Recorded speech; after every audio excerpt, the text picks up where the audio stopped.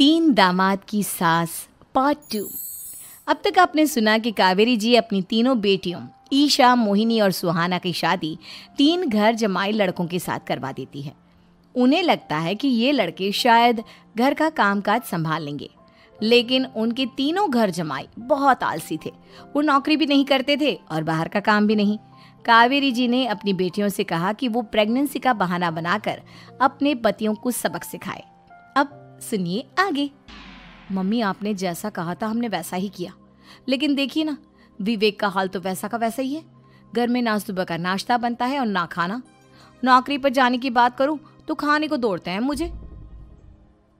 हाँ मम्मी, मैंने भी सुमित को कितनी बार कहा कि अगर नौकरी नहीं करनी तो कोई छोटी सी दुकान ही खोल लो। घर का खर्चा कैसे चलेगा? देखो दोपहर के 12 बजने आए और जनाब अभी तक सो रहे हैं। हाँ मम्मी, ईशा और सुहाना ठीक कहती हैं। अविनाश का भी यही हाल है। जब मैंने अपनी प्रेगनेंसी के बारे में कहा तो मुझसे कहने लगा, अरे दूसरी लड़कियां तो 9-9 महीने तक नौकरी करती है, बस डिलीवरी के टाइम छुट्टी लेती है। मोहिनी, तुम भी नौकरी करो। अब मुझे कहाँ नौकरी मिलेगी? मम्मी बताओ, अब मैं क्या करूँ? हे भगवान, क्या सोचकर घर जमाई दामाद लाई थी मैं कि मेरी बेटियां मेरे पास रहेंगी और खुश रहेंगी, लेकिन इन आलसी दामादों ने तो हमारी जिंदगी को भी प्रॉब्लम में डाल दिया है। मैं तो कहती हूँ मम्मी, हम लोग वापस अपनी जॉब पर जाना शुरू कर देते हैं। बता देते हैं इन लोगों को कि हमने प्रेगनेंसी का बहाना किया है। नहीं नहीं बेटा, ऐसी गलती भी मत करना। अगर तुमने ऐसा किया तो इन तीनों की आदत और ख़राब हो जाएगी। अरे आज नहीं तो कल कभी तो तुम प्रेग्नेंट होगी, तब वापस यही प्रॉब्लम आएगी। तब क्या करोगी तुम तीनों? हाँ मम्मी, आपकी बात तो बिल्कुल सही है।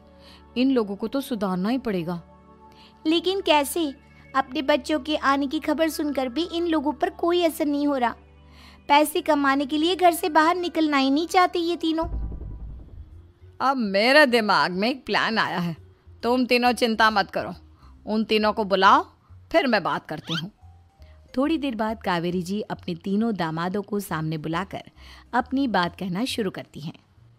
अविनाश, सुमित और विवेक, देखो बेटा, मैं ना तुम तीनों से बड़ा प्यार करती हूँ, इसीलिए तो तुम्हें घर जमाई बना कर रखा है मैंने। अरे मम्मी जी, सीधे सीधे कहिए ना, क्या बात है? प्यार तो हम भी आपको बहुत करते हैं। अरे मम्मी जी, आपकी इज्जत भी बहुत करते हैं। अरे भाई, आपके जैसी सास और कमाने वाली बीवी सबको मिलती है क्या? हाँ मम्मी, विवेक और सुमित ठीक कह रहे हैं। आपकी बेटी से शादी करके मेरी तो ज़िंदगी ही अच्छी हो गई है। जानती हूँ मैं, और ये भी जानती हूँ कि तुम तीनों अपने अपनी बीवियों से बहुत प्यार करते हो। बेटा, बात ऐसी है कि हमारे कुल गुरु ने कहा है कि प्रेग्नेंट होने के बाद मेरी तीनों बेटियाँ शुरू के 4 महीने हमारे गांव में जाकर रहेगी, जहाँ मेरे चाचा जी रहते हैं। अरे लेकिन क्यों मम्मी, गांव में जाकर रहने की क्या ज़रूरत है इन तीनों को? वो क्या है ना बेटा, हमारे परिवार को एक श्राप है। अगर मेरी बेटियों ने यहाँ पर बच्चा पैदा करने की कोशिश की तो उनके बच्चों को कुछ भी हो सकता है। इसलिए अब से लेकर 4 महीने पूरे होने तक इन्हें गांव वाले घर में रहना पड़ेगा। हाँ तो इसमें प्रॉब्लम क्या है मम्मी जी? हम भी वहाँ जाकर रहेंगे, पिकनिक मनाएंगे। अरे भाई, बीवी जहाँ हम भी वहाँ। हाँ यार, आइडिया तो बहुत अच्छा है। शहर की ज़िंदगी में रह रहकर परेशान हो चुके हैं, अब कुछ दिन गांव में बिताएंगे। तुम लोग समझने की कोशिश क्यों नहीं करते? तुम में से कोई भी वहाँ नहीं जा सकता, और मैं यहाँ रहूँगी ना तुम तीनों के साथ। 4 महीने की तो बात है, उसके बाद ये तीनों ही लौट कर आ जाएंगी। ठीक है मम्मी जी, अब हमारे बच्चों का सवाल है तो ये तो करना ही पड़ेगा। कावेरी अपनी तीनों बेटियों को कुछ दिन के लिए घर से बाहर कहीं दूसरे शहर में रहने के लिए भेज देती है। कुछ दिनों के बाद, अरे मम्मी जी, बहुत दिन से पिज्ज़ा नहीं खाया, मंगवाइए ना। क्या बताऊं बेटा, पहले तो बेटियां खर्चा दे देती थी क्योंकि उनकी नौकरी थी, लेकिन अब तो मेरे पास पैसे ही नहीं बचे। थोड़े बहुत पैसे हैं जो बच्चों की डिलीवरी में काम आएंगे। लेकिन मम्मी जी, आपकी बेटियों को वापस आने में तो अभी बहुत वक्त बाकी है। वही सोच सोच कर परेशान हो रही हूँ। सोच रही हूँ कल से दूध भी बंद करवा देती हूँ। अब दूध वाले को देने के लिए पैसे भी तो नहीं है ना। अरे नहीं नहीं मम्मी जी, अगर दूध भी बंद करवा दोगी तो मुझे चाय कहाँ से मिलेगी? और चाय के बिना मैं तो मर ही जाऊंगा। क्या करूं बेटा, इसके अलावा हमारे पास कोई ऑप्शन नहीं है, मेरे पास पैसे ही नहीं बचे। इस तरह कावेरी जी धीरे धीरे अपने तीनों दामादों को पैसे देना बंद कर देती हैं और घर में खाने पीने की चीजें लाना भी बंद कर देती है। अब वो तीनों बुरी तरह से परेशान होने लगे थे और इसलिए एक दिन तीनों प्लान करके घर से बाहर निकलते हैं और बाजार में जाने के बाद, यार अच्छा खाना खाए हुए कितने दिन हो गए, पता नहीं कब अच्छा खाना मिलेगा। हमारी बीवियों के जाने के बाद तो हमारी हालत भिखारियों जैसी हो गई है यार। कुछ भी हो, मुझे तो आज पिज्ज़ा खाना ही खाना है। जेब में 1 रुपया नहीं और पिज्जा खाएगा, कहाँ से आएंगे पैसे? अरे देख वहाँ सामने बोर्ड पर क्या लिखा हुआ है, कंप्यूटर पर काम करने के लिए एक आदमी की आवश्यकता है। भाई मैं तो जा रहा हूँ, काम करूँगा और शाम तक पैसे लाकर आराम से पिज्ज़ा खाऊंगा। जा जा, तुझे कोई काम नहीं देने वाला, हम तो घर जा रहे हैं। चल भाई सुमित।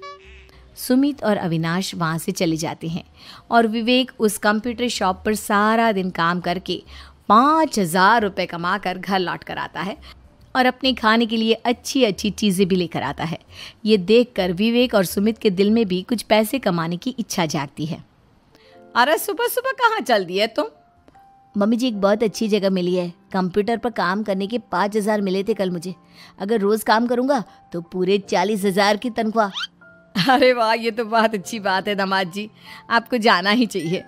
सुमित और अविनाश विवेक को इस तरह तरक्की करते देखकर परेशान हो जाते हैं और वो दोनों भी काम की तलाश में निकल पड़ते हैं। धीरे धीरे उन दोनों को भी काम मिल जाता है। अब कावेरी के तीनों दामाद छोटी मोटी नौकरी करके अच्छा पैसा कमाने लगे थे। एक दिन कावेरी उन्हें अपने पास बुलाती है। अरे वाह, विवेक 40,000 कमा लेता है, अविनाश 60,000 और सुमित तुम भी 40,000 के आसपास कमा ही लेते हो। कुल मिलाकर तुम अच्छे खासे पैसे कमा रहे हो बेटा। हाँ मम्मी जी, बहुत मज़ा आता है जब महीने के एंड में मोटी रकम हाथ में आती है। पूछिए मत मम्मी जी, घर में रहकर रोटी बना बना कर और तो जैसा महसूस होने लगा था मुझे तो। हाँ बेटा, तुम तीनों की बात तो बिल्कुल ठीक है और जानते हो अब तुम तीनों की पत्नियां भी वापस लौट कर आने वाली है। लेकिन मम्मी जी अभी तो उन्हें गए सिर्फ 2 महीने हुए हैं, आपने तो कहा था वो 4 महीने के बाद लौट कर आएंगी। ऐसा कुछ नहीं है बेटा, मैं सिर्फ तुम तीनों को सबक सिखाना चाहती थी कि आदमी घर में बैठकर बीवी की कमाई खाता हुआ अच्छा नहीं लगता। इस दुनिया में हर इंसान को मेहनत करनी चाहिए, काम करना चाहिए, चाहे वो औरत हो या आदमी, ताकि अपने परिवार को संभाल सके। कावेरी की बात सुनकर उन तीनों को अपनी गलती का एहसास होता है और कावेरी उन्हें सच बता देती है कि ईशा, सुहाना और मोहिनी शहर में ही कहीं दूसरी जगह रह रहे थे। शाम के वक्त उन तीनों की पत्नियां लौट कर आ जाती है और कावेरी जी का परिवार एक खुशहाल परिवार की तरह रहने लगता है।